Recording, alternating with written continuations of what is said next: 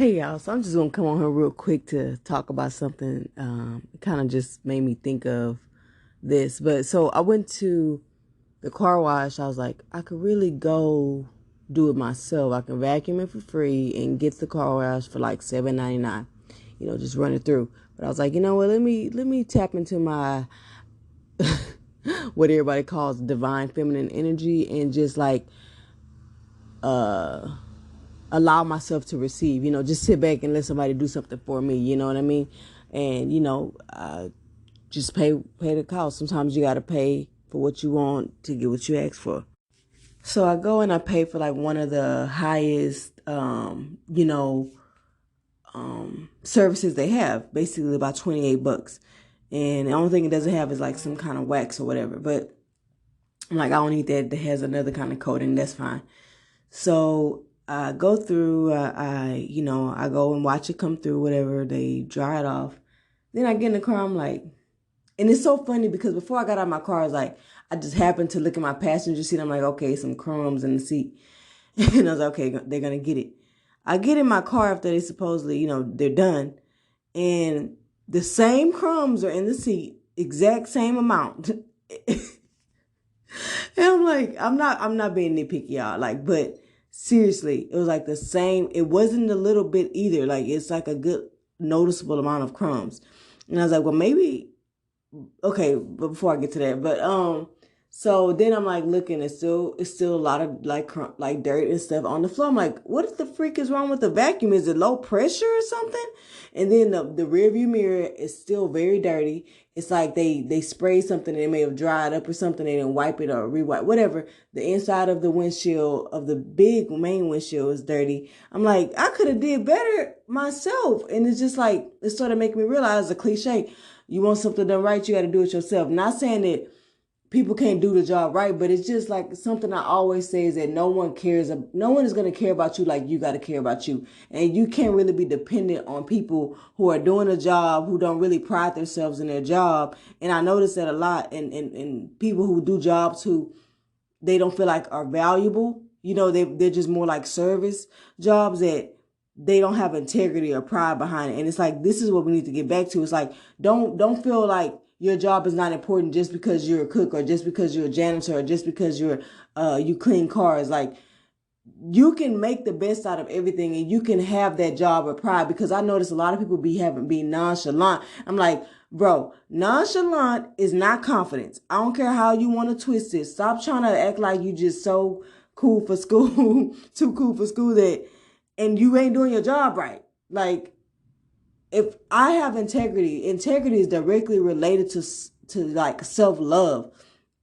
My self-worth is dependent on my loyalty, my integrity, how I treat people, how I treat things, how I like pride myself in doing things the best I can. I put my all into everything. That is directly linked to how much I love myself. And it's like, we need to get back to that. Integrity is a big part of loving yourself. When you don't have integrity and you just like F it all the time, you it's going to reflect in how you feel about yourself. So to build that self-love, one way is with integrity, is with pride. And I mean the good pride, not the pride where you feel like an arrogance, like where you feel like you're better than other people, or you know so much that you can't never learn nothing, because that's a roadblock. You know what I'm saying? So, but anyway, I was like, dang, I could have did this myself. And so let's go with the cliche, like, I think I just repeated myself, but well, when you want something done right, you got to do it yourself. Because I literally had to leave there and go to this other well-known. Now, the one I went to is a well-known car wash. I'm not gonna mention them, but and I went to another well-known where I was like, I could have went here from the beginning where I just vacuumed it, so I had to go over it with the vacuum. And it still didn't do too good of a job. I'm like, these vacuums just really must suck then. And I probably need to just get my car detailed, because sometimes you do have to pay a little bit more of a price to get the quality. But it's like, I'm paying $30 already. You would think the car wash would have been better than that. And so it's also too, sometimes you just got to invest in DIY, like in a sense, like doing it yourself, because like I said, you're not going to care. No one's going to care about your car like you. And to prove to whoever you believe in, I believe in God, but it's like I always say, God's not going to give you more than what you can handle, and or give you more when you can't, when you're taking what you already have for granted, when you're not being appreciative. And that comes with maintenance. That comes with keeping up with it. I let my car go a little bit too long without getting it washed or vacuumed because I really didn't want to go get it done. And it's like, so it's like you need to keep the maintenance up on things and show that you're appreciative of this car. Show that you're appreciative of your body. Show that you're appreciative of your hair. Show that you're appreciative of your house or apartment. Even if it's not the dream house you want, take care of what you got right now, because you're not going to get in the, people always think by the end of something, I'll know how to do it. Oh, I'll take care of my house when I get the house. I'll take care of the car that I really want. I ain't taking care of this hoopty because it's just a hoopty. That hoopty is getting you from point A to point B. Oh, I'll take care of my body, or I'll wear better clothes when I lose the weight. No, love your body now because that body is still carrying you. Oh, or I'll take care of my hair when it grows to a certain length. It's not going to grow to a certain length until you start taking care of it. You see how everything is counterproductive? It's like you wait until something is better or perfect or always bigger. That's the ego. And it's like you have to know that, take care and cultivate the seeds and the foundation of everything so that it can grow. Everything, think of it as like a seed. What you need fertile soil, you need water, you need sunlight, it needs nourishment. Everything that has value in your life needs nourishment to continue to flourish and to continue to grow. You can't expect a plant in a dark closet to just grow and you don't pay it no mind. You can't expect your dog or your cat to live for a long time if you don't even give it no attention, no love, no affection. Everything needs love and affection, and nourishment, maintenance. Those are forms of love. Those are tangible forms of the energy of the spirit of love. Everything needs love. When you do your hair, take the time. Don't be rushing and being irritated and frustrated. Do it when you have time. Nurture, caress those curls, kinks, whatever. I always say Afro texture, kinky hair like mine is high maintenance. We need more. There needs to be more maintenance to it. And so that's how you start to try to cultivate that love, to gain that patience. Sometimes we're very impatient, and in this society, there's so much anxiety because everything is rush, rush, rush, rush, rush. People behind you. Oh man, I got to back in. Look at them cars. They right there. They putting this pressure on me. Oh, look, I'm trying to check out and I'm fumbling through my bag to get my money in my coin. Like, screw them. I'm sorry to say, but you can't let people's emotions be projected onto you, or your fear of that pressure be reflected into you, because you only making yourself anxious. You know what I mean? And so it's just kind of this is more about appreciation and reflecting and reframing, because, and also normalizing your emotions. It's normal to feel pissed or to feel frustrated or to feel irritable. Like, that irritated me. I'm like, bro, I could have saved my little 30 and did it myself. But I'm like, but then I started looking at it like, no, you really didn't want to be in that sun and doing this and that. It's good enough. I sprayed my little fragrance because the fragrance that they said was complimentary. They ain't even do that either. But, I just went on and sprayed my little thing. My car knows I'm trying to show appreciation for it, so I just want to, cater to my baby for a moment. And I did that. But I was like, it's okay to be pissed. Shoot, on the ride home, so many cars was driving stupid. I'm like, boy, y'all must not have no kids. I don't know, because it's like people be driving like a bat out of hell. And I'm like, I used to be like, oh, I don't want to have road rage.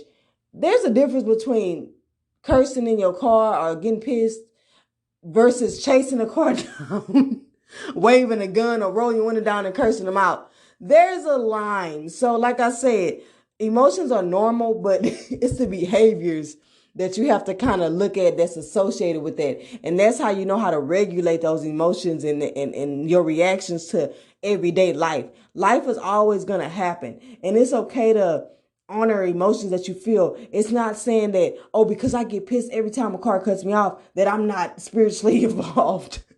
I'm sorry, but it's like, we do that a lot. We judge ourselves a lot. The inner critic in our mind is so big. And a lot of times also another little thing I always say is, you can't expect a you from somebody else. Sometimes we go through life and we get frustrated because, we're being this loving and person, and we're always catering to people and just trying to do the best and have this sense of consideration and just compromise. And sometimes it does get exhausting because you live in such a world with so much negative energy that you carrying your light and you being that positive light is exhausting sometimes. So it and sometimes you're just like, man, why can't nobody just treat me the way I'm treating them? And it's like, you have to know that God is blessing you in other ways. You can't always expect people who are flawed human beings just like you to give you what you're giving them. But it does mean that you may have to set love limits sometimes. It don't mean just cut them off, but it's like, maybe I'm not going to keep giving to this person. Even though I know my blessing's not always going to come directly from that person that I'm giving, that I'm blessing, but still know that you do have to set boundaries, because that is going to let that person know that they can't walk through life. We're always teachers. And so when you set a boundary with a person or a love limit or tell a person about themselves and how that is not going to fly with you, you were put there to tell that person that because maybe no one else has ever done it. And to me, that's true love. True love is not about enabling or coddling a person to the point where you never tell them when they're wrong about something and you're just a yes man to everything that they do. True love is a sense of tough love as well. It's where you actually care enough about the person that you tell them how to better themselves, that you help them better themselves, and not in the sense of I'm better than you or hierarchy, or classes, but just, I'm not going to sit up here and let you waste your life away doing all this dumb stuff and not holding you accountable. We need accountability partners. Some people say, like, I've heard before in a video on this YouTube page called Women of Impact, they call super friends, where, you can lean into them to tell you when you're not prioritizing right, or the person who gives you validation for when you are on the right path. But these are friends who are actually good friends, not the ones who push you into more of that dark space, but more the ones who pull you into that light space. And so this was just a kind of a rant vent about different little things that kind of came about just from me getting my car washed. And this is the kind of reflecting and higher perspective that you can get while honoring your human self. You know what I'm saying? The human aspect, but also getting more of a feel of a higher perspective and that divine connection or whatever. But it's just basically everyday life. Being able to see something from a perspective that is not so, I don't like to say negative or positive, but just a space where it's well-rounded. And something else I wanted to touch on, change. Change is neither good nor bad. It just is what it is. And sometimes you need change in evolution. It doesn't mean that you're becoming better than someone. I want people to ponder about this. So because you feel like in your journey now it's time for you to go vegan, it doesn't mean that change in your life makes you better than all the people who are not vegan, or just because now you no longer use products that you think are toxic, or you no longer cook with toxic cookware or eat off of toxic cookware. Now you start judging people who do, or you start judging people who feed their kids McDonald's or Pizza Hut or whatever. You know what I mean? It's like now you feel like you're at a place where you can look down on people.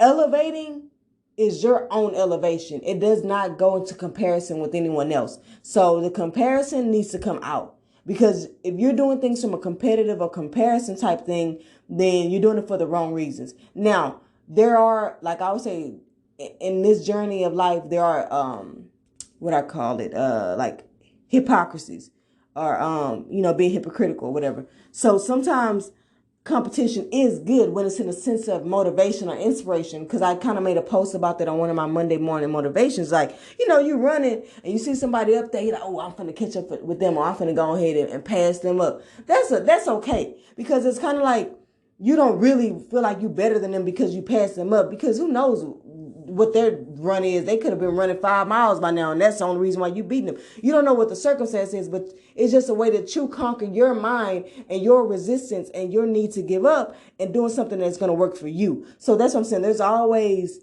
a little bit of contradiction in things that I may say, but you have to know how to read between the lines and understand the deeper meaning. So I just want to wrap this up, and hopefully you got something out of here from one way or another in the cliches that I mentioned or whatever, just a little old sayings that a lot of people have heard and kind of just my take and perspective on them. Well, all right, guys, that's all. Peace out.